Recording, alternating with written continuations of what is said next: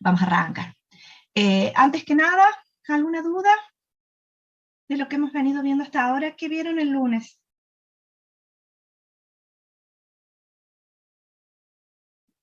¿Tuvieron clase el lunes, me imagino?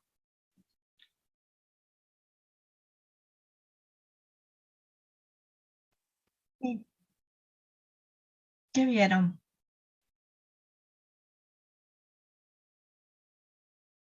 ¿No se acuerdan?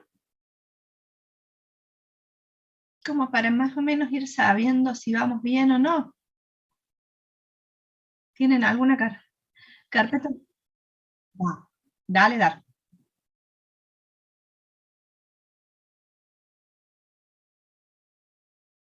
Recuerden, mientras tanto, mientras Sol busca, recuerden cuando tenemos el parcial, a ver, acá lo tengo anotado, el 8 de noviembre. ¿Mm? Es decir, el lunes que viene no, el otro. ¿Mm? Lo que vamos a hacer es, el jueves que viene, vamos a tener una clase de consulta, ya sea teórica o práctica, lo que quieran consultar, para, bueno, ya tener el parcial el lunes, y bueno, y el otro lunes, el recuperatorio. ¿Mm? Así ya está. ¿Sí?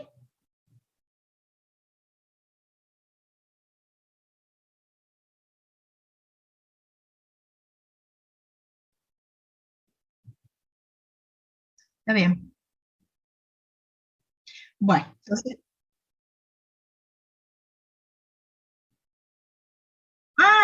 o sea que vieron equilibrio también, vieron soluciones de equilibrio. Ah, perfecto. O sea que estamos justo.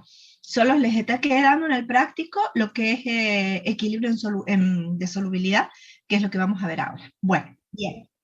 Bien, bien. Entonces, el próximo lunes van a ver eso, que son muy pocos los ejercicios, así que yo les recomiendo, si pueden y si tienen algún tiempito, traten de sacarse dudas del práctico, porque el lunes que viene seguro les va a sobrar el tiempo, porque los ejercicios de pH que quedan son muy poquitos. ¿M?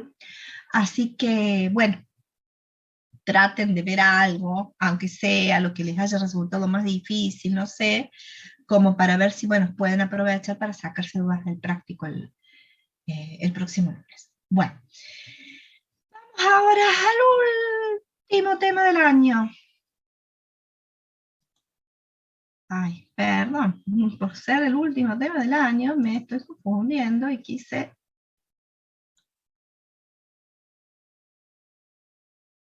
quise darle sin compartir. Acá está. Y me fui. Y me fui para otra cosa. Bueno, ahora sí les comparto.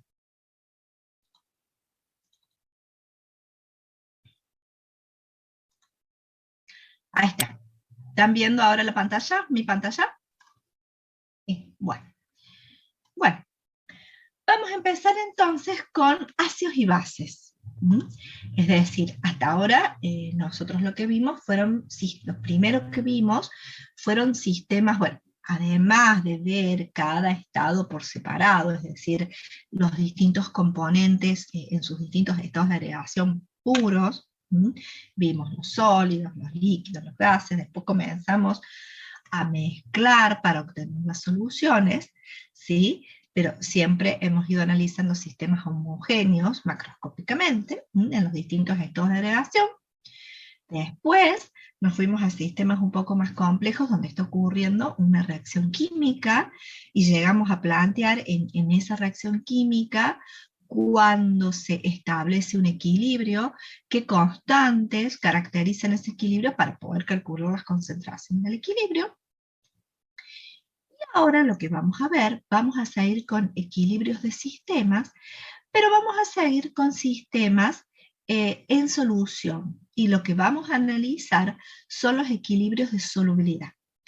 Es decir, vamos a analizar, en principio, ácidos y bases que se disuelven en el agua, y vamos a ver los equilibrios de esos sistemas, es decir, de ácidos y bases que se disuelven en el agua. Acá no hay una reacción química específica, ¿Por qué? Porque yo tengo ácido que va a seguir siendo ácido, solo que disuelto en agua, una base que va a seguir siendo base, solo que disuelta en agua. No se transforma una cosa en otra. Pero, sin embargo, es muy importante conocer esos equilibrios porque no siempre se disuelven totalmente. O sea, no siempre yo coloco ácido en agua, por ejemplo, las gotas de jugo de limón, y se disuelven totalmente. O coloco bicarbonato en agua, que es una base, y no siempre se disuelve totalmente. Entonces necesito conocer también los equilibrios de solubilidad. Bueno, las características de ácidos y bases es simplemente mirarlas y enumerarlas, el sabor que tienen, pero como les digo siempre, por las dudas no lo prueben, salvo el limón, que es ácido cítrico, o el vinagre, que es ácido acético, otro tipo de ácido que les ofrezcan, no se lo tomen. ¿Qué propiedades químicas tienen? Bueno, que los ácidos reaccionan con bases. Ustedes lo saben, lo deben haber visto, lo vieron en repaso de nomenclatura, que los ácidos reaccionan con las bases para formar sales. ¿Y qué característica me da eso? Que al reaccionar el ácido con la base, se anulan sus propiedades. Si yo tengo un ácido, ¿cómo lo neutralizo? Porque así se dice, con una base. Entonces le inhibo, le neutralizo sus propiedades ácidas. Y lo mismo a la base, sus propiedades básicas. Entonces, si ustedes tienen algo que se está quemando con ácido, o un accidente, y alguien que se quemó con ácido, ¿qué es lo que se aconseja? Agregar a eso una base de manera tal de neutralizarlo y eliminar el efecto del ácido, que el efecto corrosivo del ácido. Bueno, tanto los ácidos como las bases son lo que se denominan, y ya vamos a ver qué y por qué, lo que se denominan electrolitos. Tanto el ácido como una base se llaman electrolitos, se denominan electrolitos. ¿Qué son electrolitos? Son sustancias que en solución acuosa, se separan, se disocian, se dividen, se parte la molécula en un catión y en un anión. A eso se lo llama electrolito. Cuando Arrhenius publicó cerca del 1900 una teoría de la disociación iónica. Entonces dijo que estos electrolitos eran sustancias, como lo son los ácidos y las bases, que en agua se disuelven dando cationes y aniones. ¿Por qué se disuelven en cationes y aniones? Y tenemos que volver a cuando vimos, ¿se acuerdan? Interacción ion-dipolo, ion-dipolo con el agua, y decíamos que el agua solvataba o disolvía los compuestos iónicos y los compuestos polares. Bueno, los ácidos y las bases son compuestos polares que tienen en su molécula o protones los ácidos u oxidrilos las bases. Y entonces el agua, por una interacción de este tipo, ion-dipolo, es capaz de solvatar esos compuestos y partir la molécula, de manera tal de obtener un protón en el caso de los ácidos o un hidróxido en el caso de las bases. Por ejemplo, ¿cómo ocurre esta disolución? Cuando interviene el agua, ¿sí? Cuando interviene el agua, que es este solvente polar. Cuando interviene el agua, el ácido me va a liberar un protón, un ion hidrógeno, ¿sí? Me van a escuchar hablar de protón, porque en realidad el ion hidrógeno tiene un protón, por eso le decimos un protón, pero correctamente dicho es el ion hidrógeno. Libera el ion hidrógeno, como el ácido clorhídrico, por ejemplo, o el ácido sulfúrico, y en esa partición de la molécula que queda del otro lado, un anión, que es el anión cloro, en el caso del ácido clorhídrico, o el anión sulfato del ácido sulfúrico. Anión y catión. Y en el caso de las bases que tienen o pueden liberar este oxidrilo, que es el oxígeno hidrógeno negativo, esta especie se denomina oxidrilo, ¿Mm? En disolución acuosa, el hidróxido me va a dar el catión y el oxidrilo. ¿Mm? Como por ejemplo el hidróxido de sodio, que me va a dar el ion sodio y el anión oxidrilo. Lo van a encontrar como oxidrilo, hidroxilo, es lo mismo. Bueno, así tenemos los ácidos y las bases, que son electrolitos. ¿Mm?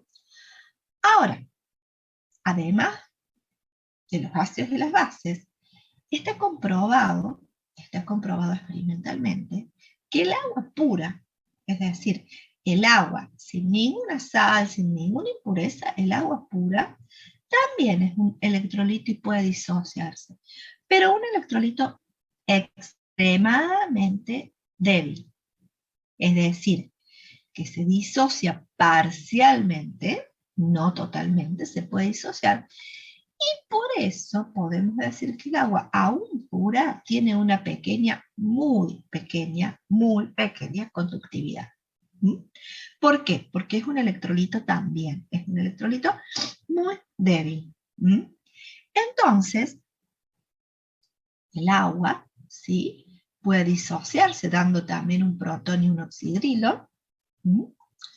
Como les digo, no totalmente. Si yo establezco una K de equilibrio, como establecía las K para los equilibrios químicos, tendré la concentración de protones por la concentración de oxidrilos en el numerador sobre la concentración del agua pura, al cuadrado. Esta concentración del agua, como es agua pura, como es un líquido puro, no interviene en la expresión de la K, como en todos los sistemas en equilibrio que hemos estado viendo, donde los líquidos puros no intervienen.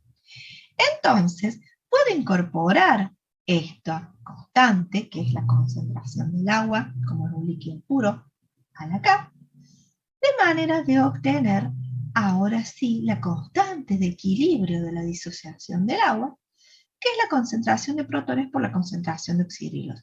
Y esta constante, que es constante, valga la redundancia, a una determinada temperatura, acuérdense que las K de equilibrio eran constantes para una determinada temperatura. Cuando variaba la temperatura, variaba la K. ¿Mm? Profe, Y una pregunta, ¿no sí, está desbalanceado eso? Poniendo el 2 antes del H2O. déjame ver. ¿Sabes que sí? ¿Sabes que sí que está mal? Mira vos. Sí, muy bien, ya sabemos el planteo de la K. Está desbalanceado porque sí, acá estoy poniendo cuatro protones y tengo dos. No sé de dónde surgió la verdad esto. No sé por qué. No sé por qué está así. Yo me acuerdo que una vez lo corregí. No sé. Bueno, es más, me acuerdo que lo había corregido. No sé de dónde saqué. Ahora estoy dudando de dónde saqué esta figura. Sí, como dice su compañero, esta ecuación de equilibrio está mal. Este 2 no va ni acá, ni va en la ecuación. ¿Sí? Por lo tanto, en la K-Water esta es la KC por la concentración del agua pura. No va. Este 2, ya en cuanto terminemos la clase lo borro. Es más, vamos a hacer una cosa. Lo vamos a borrar ya, para que si graban la clase les quede bien. Listo. Salvado el error. Entonces, así podemos definir la K-Water, ¿sí? Que es la constante del producto iónico del agua, no teniendo en cuenta la concentración constante del agua, que es el producto de las concentraciones molares a una determinada temperatura de protones y oxidrilos, de esos protones y oxidrilos que se disocian, y esto está visto o determinado experimentalmente.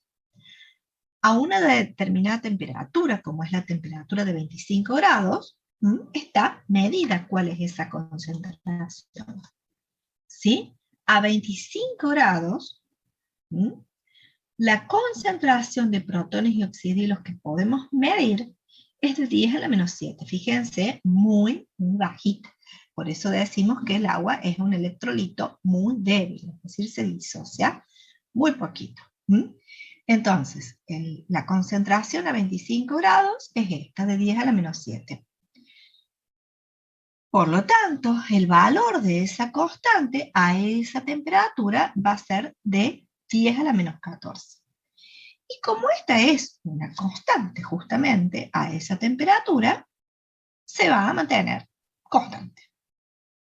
Entonces, ¿a qué viene esto?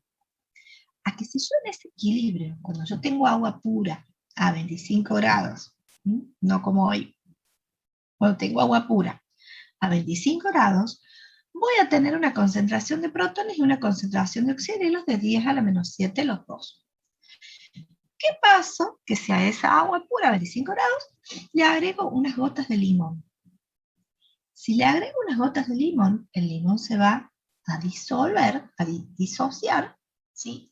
Y me va a generar protones. O sea que la concentración de protones va a aumentar. Pero como la K es una constante, si le aumento la concentración de protones, va a disminuir la concentración de oxidrilos.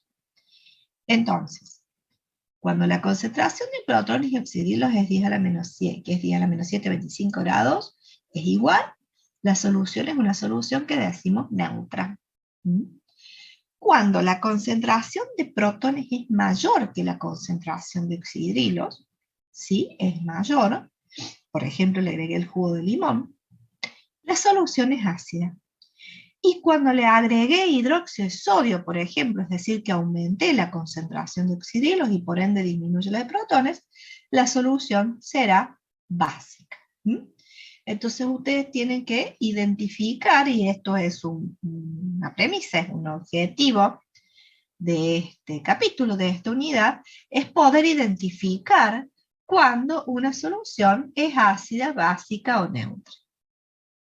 Ahora fíjense que cuando hablamos de estas concentraciones estamos hablando de números exponenciales, de números muy, muy chicos, como 10 a la menos 7, de 0,0000007, con lo cual suele resultar engorroso tener que caracterizar una solución con estos números, digamos, exponenciales, o números con tantas ceros, con tantos lugares después de la coma.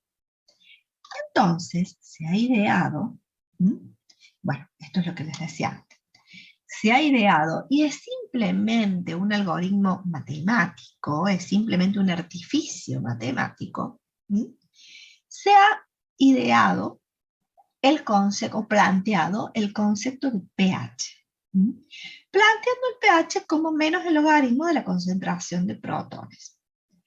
Entonces, si yo le calculo el menos logaritmo de la concentración de protones al agua pura, me va a dar 7. ¿Qué significa entonces? Que el pH del agua pura es 7.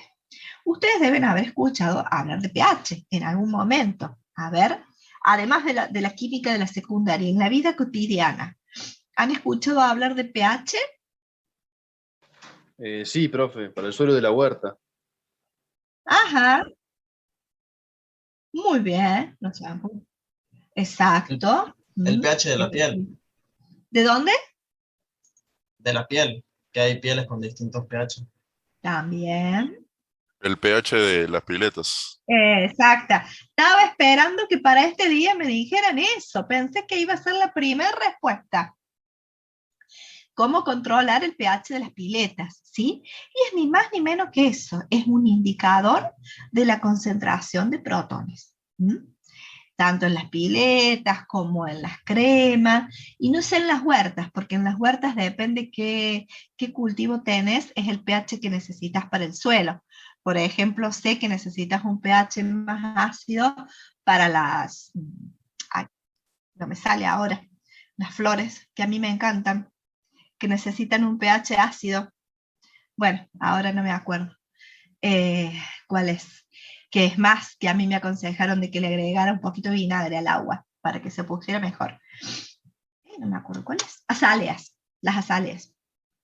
Bueno, Es eso, justamente, es una medida de la concentración de los protones, que me permite definir con un número entero o decimal, con un decimal, pero con un número sencillo, definir o relacionar con la concentración de protones que tiene. Y entonces vamos a establecer los tipos de soluciones en función de justamente ese número. En donde, si la concentración de protones es mayor que 10 a la menos 7, me va a dar un pH menor que 7. Por ejemplo, si acá fuera 5, la concentración de protones, perdón, fuera 10 a la menos 5, 10 a la menos 5, o sea, mayor que 10 a la menos 7, el pH sería 5. ¿Sí? Las soluciones básicas, cuando tenemos la concentración de oxidrilos menor que 10 a la menos 7, por ejemplo, 10 a la menos 8, ¿sí? El pH sería 8 y la solución es básica. O neutra cuando el pH es de 7. Bien. En todos los casos, la K-Water, como les dije, se mantiene constante salvo que varíe la temperatura. Ejemplos. Bueno, el agua destilada, o sea, el agua pura, que es 7 piquitín corrido, pero bueno, es 7, perdón, es 7 porque la concentración de protones y oxidrilo es la misma. A veces puede estar un poquitito corrido porque le quedó algo. Esto lo tienen que ver en el laboratorio porque queremos destilar el agua para que nos dé 7 y no hay forma que nos dé 7.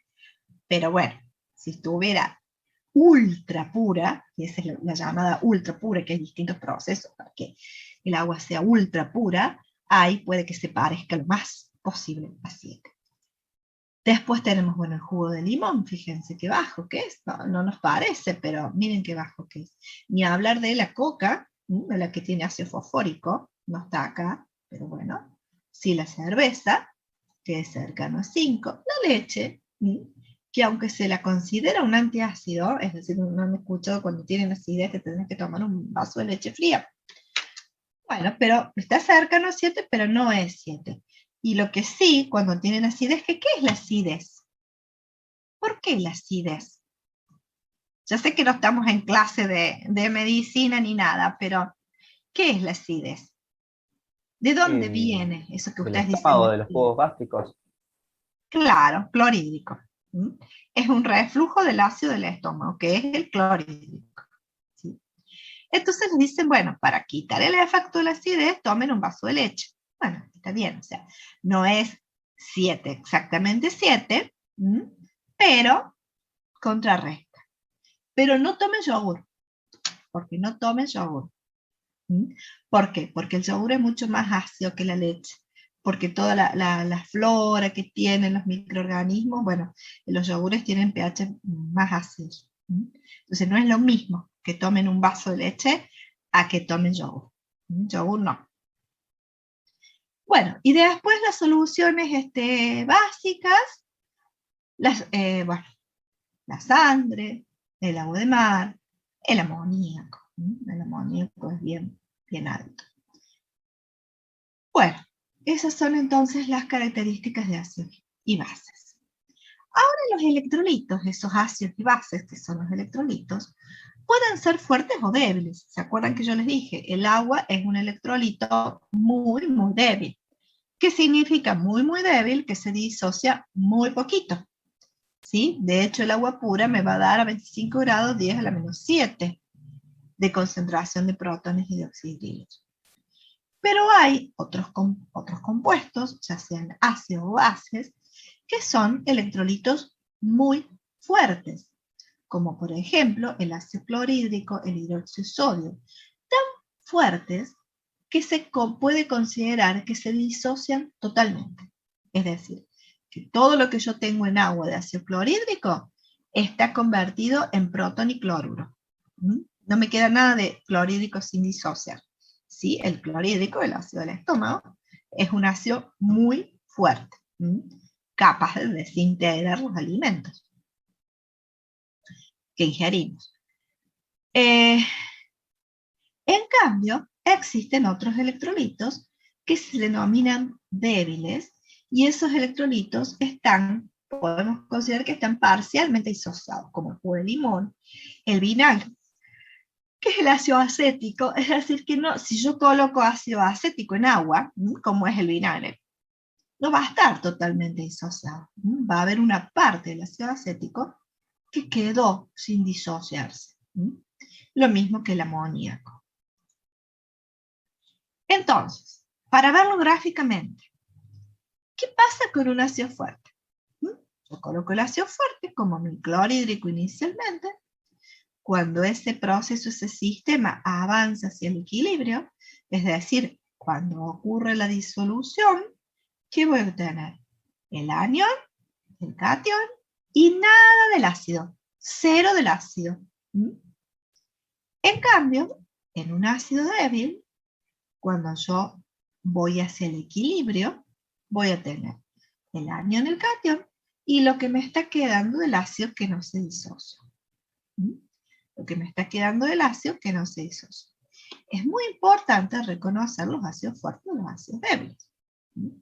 Sobre todo para saber el efecto. Yo le puedo poner unas gotas de limón a mi ensalada, pero no le puedo poner un ácido clorhídrico, por ejemplo.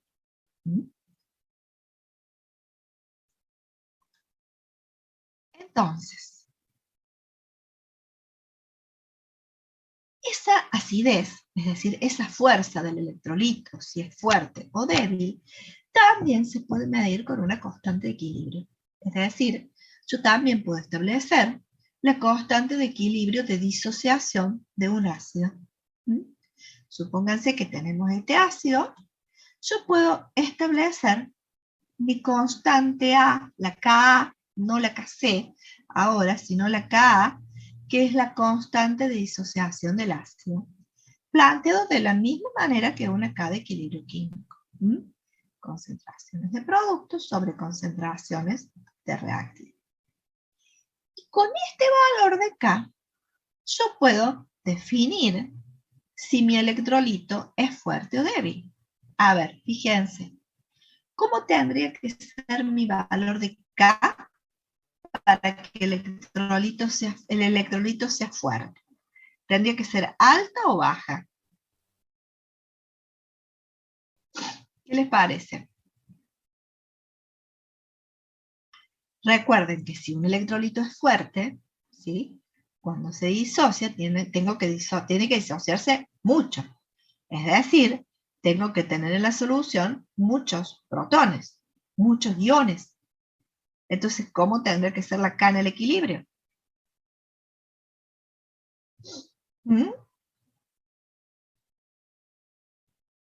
¿No se entiende? ¿O no se animan a decirlo?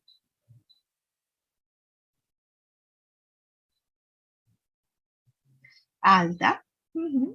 Alta. ¿Para qué?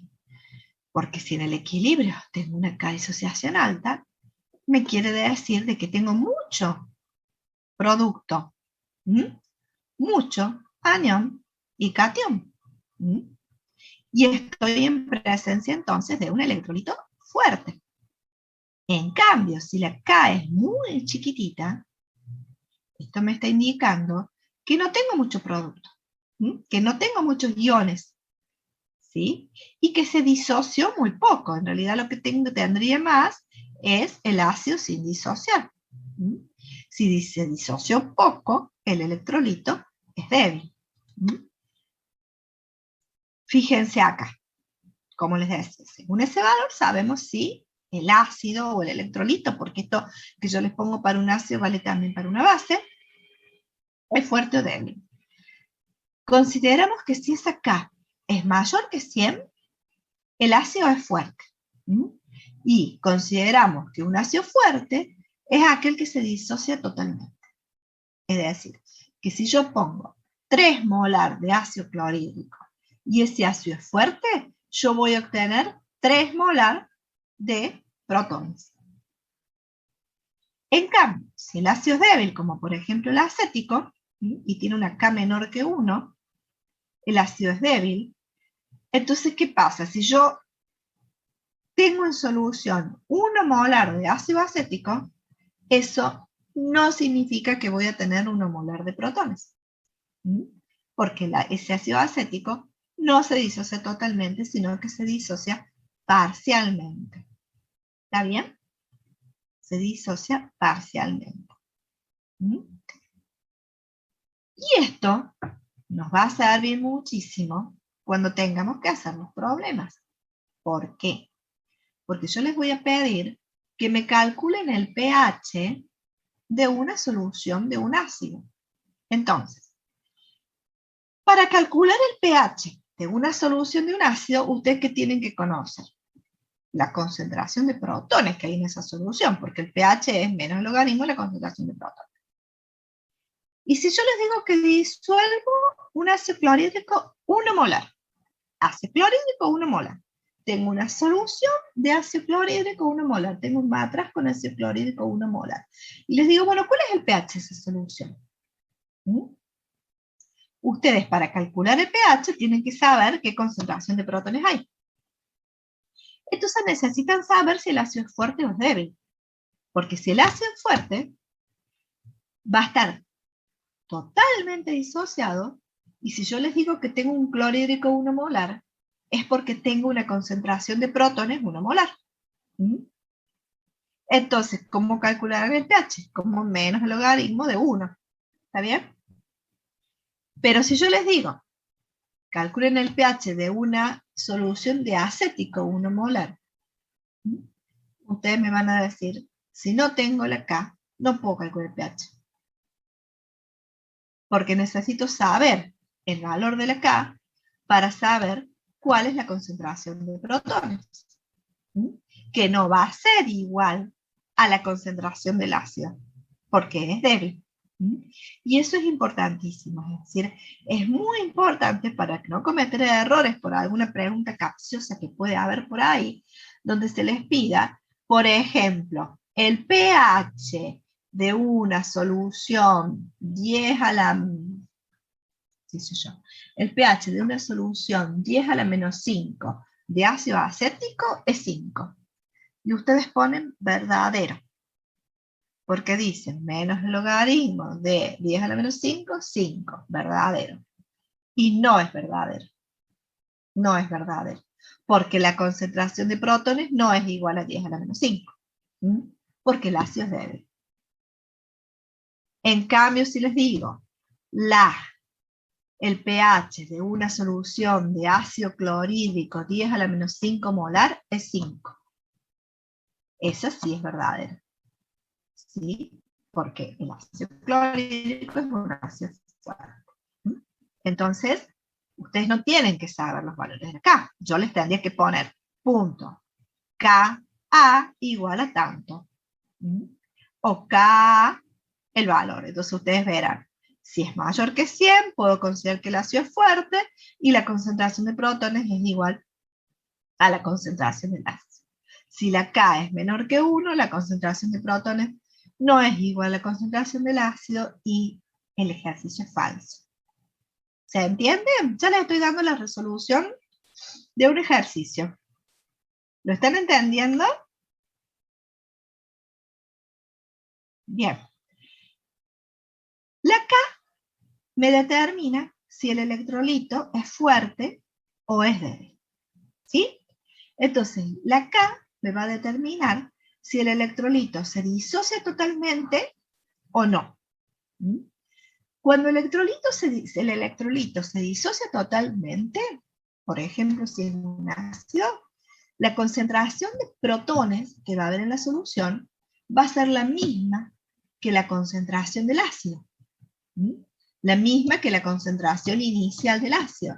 Entonces, si yo les digo, ¿cuál es el pH de una solución de clorhídrico 1 molar? ¿Mm? Ustedes van a decir, si es un ácido fuerte, es un ácido fuerte, es decir, que tiene una K mayor que 100, se disocia totalmente. Se disocia totalmente si la concentración inicial del ácido es 10 a la menos 1, la concentración de protones va a ser 10 a la menos 1. De acá. Y acá. Si yo tengo un ácido clorhídrico 1 molar, ¿m? Que es un ácido fuerte, porque tiene una K alta mayor que 100, la concentración de protones en el equilibrio va a ser igual que la concentración inicial del ácido. Entonces, si yo tengo que calcular el pH, voy a decir que es menos el logaritmo de 10 a la menos 1 o de 10 a la menos 5. Entonces el pH me va a dar 5. Y va a estar correcto el enunciado. ¿Sí? El pH de una solución de ácido clorhídrico, que es un ácido fuerte, K mayor que 100, es 5. Va a ser correcto. ¿Se entiende hasta ahí por qué eso es correcto? Ahí sí. ¿Por qué? Porque la concentración de protones, como acá, va a ser la misma que la concentración inicial del ácido porque se disolvió todo. En cambio, estamos ahora, yo les digo, bueno, el pH de una solución de ácido acético, que es un ácido débil. El pH de una solución 10 a la menos 5 de ácido acético, que es un ácido débil, es 5. ¿Qué pasa? Para calcular el pH es menos el logaritmo de la concentración de protones. ¿Sí? Pero si la concentración inicial del ácido era 10 a la menos 5 y es un ácido débil, la concentración de protones no va a ser 10 a la menos 5. Fíjense que es mucho más baja que la concentración inicial, porque es débil, porque la K es menor que 1. Entonces, el pH para una solución 10 a la menos 5 de ácido acético que tiene una constante de disociación baja, es decir, que es débil, no va a ser 5. ¿Por qué? Porque yo no lo voy a poder calcular como menos el logaritmo de 10 a la menos 5. Porque la concentración de protones, que es esta, que es lo que tienen que sacar el logaritmo, no es 10 a la menos 5. ¿Se entiende ahora? Con este ejemplo más práctico. Y no sé cuál va a ser. Si yo no les doy el valor de K, y que no se los voy a dar porque no vamos a ver ácidos débiles, solo vamos a ver ácidos fuertes, no lo pueden calcular. Con lo que saben hasta ahora y con lo que van a saber, porque no vamos a ver ácidos débiles, lo que tienen que decir es que solo que es incorrecto. ¿Sí? Y que no lo pueden calcular. Pero es muy importante que sepan esa diferencia, que sepan cuándo pueden calcular el pH de una solución. ¿Sí? Cuando se trata de un ácido fuerte, que está totalmente disociado, entonces la concentración de protones es igual a la concentración inicial del ácido. En cambio, no pueden calcular con lo que saben hasta ahora, no pueden calcular el pH para una solución de un ácido débil.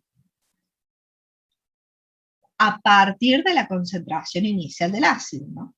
¿Sí? Porque la concentración de protones no es igual a la concentración inicial del ácido. ¿Sí? Salvo que yo les diga cuál es la concentración de protones. Si no la saben, no.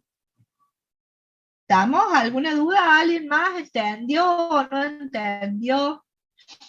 ¿Alguna duda con esto? Porque acá terminamos, es lo último.